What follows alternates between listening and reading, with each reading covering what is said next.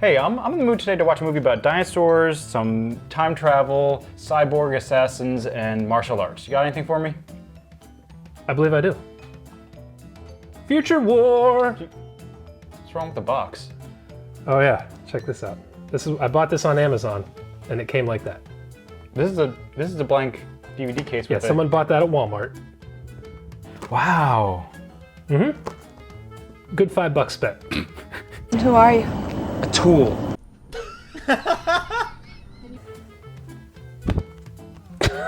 No one is safe in this deadly sci-fi tale of a master race of cyborgs from the future who abduct humans from the past, breeding them as slaves.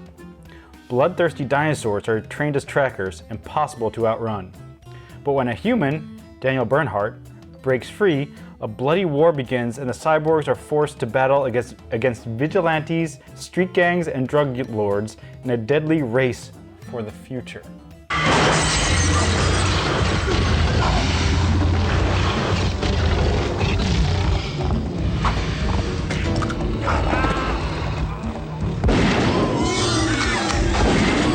Please summarize this movie for us. Future War is about...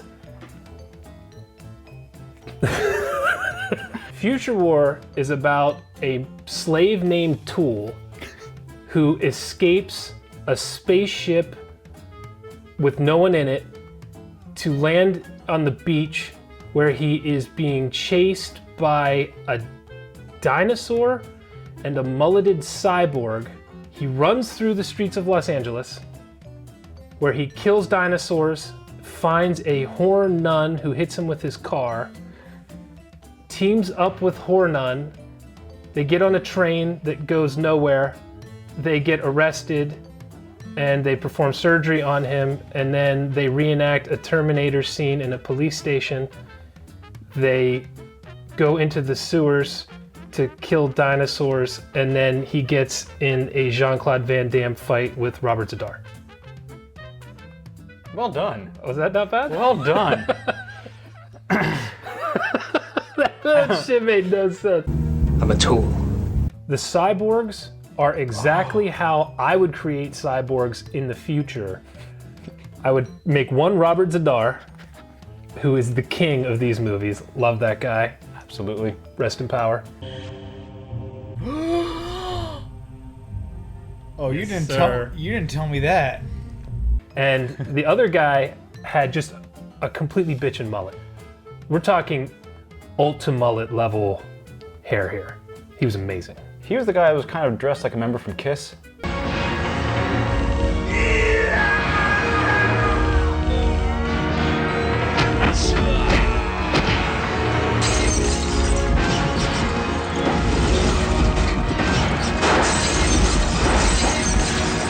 The cyborg's vision system is basically just zooming in and out with a crosshair on nothing. Not looking down open hallways, just looking at walls made of cardboard and zooming in and out. They brought down to like a 16 color palette. They're trying to get a Terminator or a Predator or an alien like type of special effect for $5. And that's the best.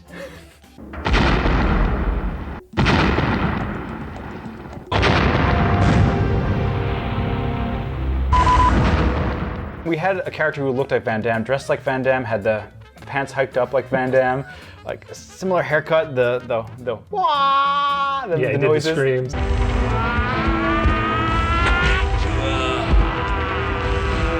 The slow motion like spin kicks. A lot of spin kicking. The guy was talented, but he was like Rain Man. This character, I'm sure it was all the character. He was flexible. That could be a talent in LA. Guess depends on what kind of film roles you're going for. Future War? Porn? I don't know how I might do the porn before I did Future War. He probably thought it was a porn when he signed up. He's like, he was disappointed. He's fighting Robert Z'Dar in a cardboard factory. Oh, my shirt fell off. It wasn't quite just all Van Damme, it was like Van Damme's character mixed with Rain Man. I want to be alone. Feather is a neighbor that is near than a brother far off. Towards the beginning of the film, when Tool is getting chased by Ultimullet, he runs into what we could only describe as a cardboard factory. Walls of cardboard boxes with nothing in them, built in almost a maze-like pattern. It's like a corn maze, but boxes. Correct. They're not even pretending that they have weight. Let me guess, he's gonna have no trouble with the cardboard box.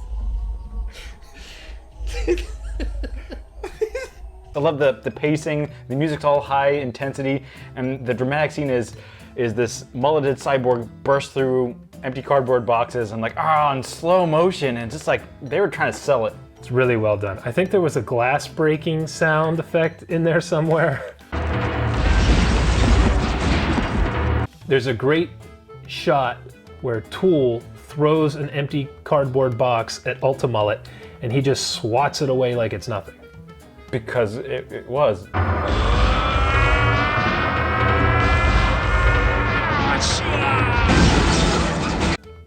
I doubt anybody could do that so easily.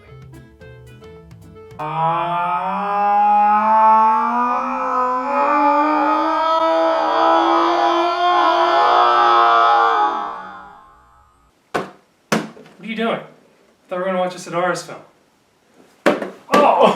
After the hero lands on the beach and runs away and breaks a hobo's beer bottle, he gets hit by a nun. She's in her Suzuki Sidekick driving around, running over people in LA. We find out who she is as one of the only fully fleshed out characters in the movie. She was a prostitute. She ran away from her pimp, who was an asshole. I guess they all are. Something about selling women. It's not a good character trait. Then we find out she dealt drugs and some kid died because of it, and then she's like, oh, I need to get my life on track, so she joined the monastery or the nunnery. The church she was in looked very real. How did they film in that church? How old is that priest? 12? Dear sister. He can't even molest himself. No. Travis Brooks Stewart, Horn Nun. Oh God. His first movie was Future War. Second movie, that same year, was Bikini Hotel. Oh no. And for some reason, she decided to pack it in. Oh no. And move back to wherever.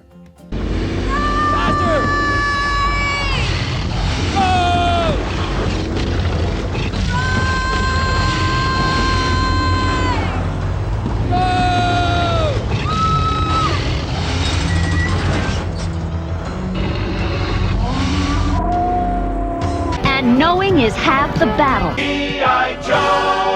There was one other guy, the big stocky black guy. I thought he was pretty good too, but the only character trait I really remember about him is that he loved his ice cream and then smoked a pipe right afterwards and then had some coffee before going to bed. And then went to sleep. I'm a tool. After Tool is hit by Horn Nun and taken to the halfway house, a dinosaur blows through the front door. Horn Nun and Tool run out of the house and get on a train that looks like it's built for cattle. They're like hobos. They have a philosophical discussion for what appears to be most of the night. Then they're suddenly off the train and walking in what appears to be the exact same neighborhood, but much later in the day. They seem to walk all night while talking and using a payphone not connected to anything, A payphone. only to be randomly picked up by the police, taken to a crime scene where the news shows up and the cameraman is holding a cardboard box with black tape on it and a lens attached, I forgot about that.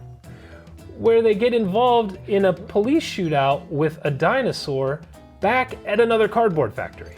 Because the police didn't say why they picked them up, but then they brought them to the active crime scene where they were hunting for grizzly bears or whatever they thought it was at the time. He is arrested because he tells them the dinosaurs are after him, and they're like, well, okay, well, we'll arrest you. The FBI shows up, and these guys really convinced me they were FBI agents. I mean, they looked the part. That one guy in particular with the blown hair. Right. The guy looks like they found under a bridge.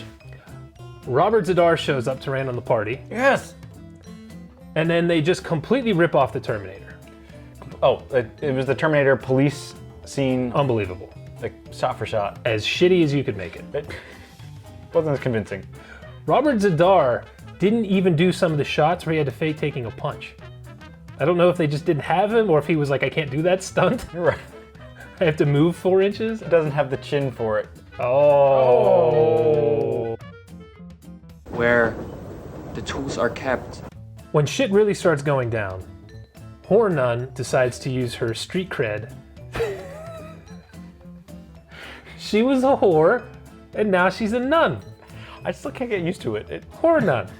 It makes sense if you saw the movie. Who says God damn it? And watch that language, goddammit. Smokes cigarettes, pounds coffee, kills dinosaurs. Accepts drugs and money from her ex-pimp. Yeah, whore nun. Okay, This is a great character. we'll let it slide, but we're gonna get some comments on it. Watch the movie. Watch the movie, then bitch at me. You'll understand.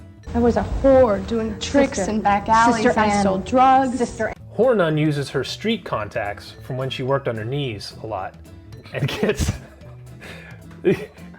hooked up with this multicultural gang who has Latinos, burly looking white guys, black women. I mean, everyone is accepted here. At one point, they're all sitting around with contracts in front of them, drinking tea. They have their paperwork in front of them when they're trying to defect. How do we kill this dinosaur? All right, I don't think the dynamite's in the budget. Milk and soda out. It got refreshments. Do you imagine them setting that up? Can you like, what's the scenario? Okay, we need to get these gangs. Like, this man is in trouble. He's fleeing for his life against future cyborgs. But dinosaurs. first thing we need to stop by the grocery store, get some light refreshments, get some pads of paper. We need to really organize this thing. We need to write things down. Everyone has to agree. It looked like they were signing a treaty. They were holding pens. Like, what are you doing? What is Planning. this?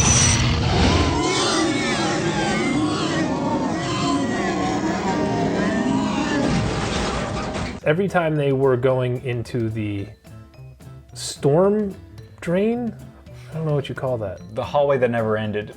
The repeating hallway of forever. It's pipes running along one wall, which are just branching off of each other in nonsensical They're going patterns. loops. Yeah. And the other wall is just pallets nailed to 2x4s with a really bright light behind it. I like that fog effect though. Some of the lighting and a few of those shots actually wasn't bad. But for the most part, it's just them walking down this hallway over and over and over. They're not even shooting it from different angles. It's just the same thing. And then there's the pit that shows up where they just basically lay down some black cardboard on the ground and like, oh, it's a pit. Oh, Wait, what holy! the What unit of time is that? Is Future War so bad it's good? It's one of the gems we've seen, absolutely. It stumbles enough where it's hilarious to watch. If you're a fan of Terminator, Predator, Alien, any of those, you'll see it in this and you're like, oh, that's how it would have been if it had a $2 budget. And a plagiarist making the film. This movie's not only so bad it's good, it's so bad it's great. This is probably in my top 5 favorite bad movies to watch. The story is complete nonsense, the acting is hysterical, the effects are non-existent, and at the end, all you can do is laugh at Tool and Whore Nun. This is a great movie to have a party and have people over to watch. Absolutely. Everyone's gonna laugh. It's impossible not to laugh at this. Even if you don't like bad movies, you're gonna laugh at this. Well, this is unique in like there's not a lot of gore, there's not a lot of swearing. This is a movie that if you have friends that don't particularly like that true. kind of thing, hey, put this on, laugh at it, and have a good time with it. That's true. It's not gonna gross anyone out. There's no nudity. There's really no violence. It's rated extremely mature though. Rated EM. And for $4 on Amazon, you can get this beauty. Who are you? A tool. I gotta do my line now.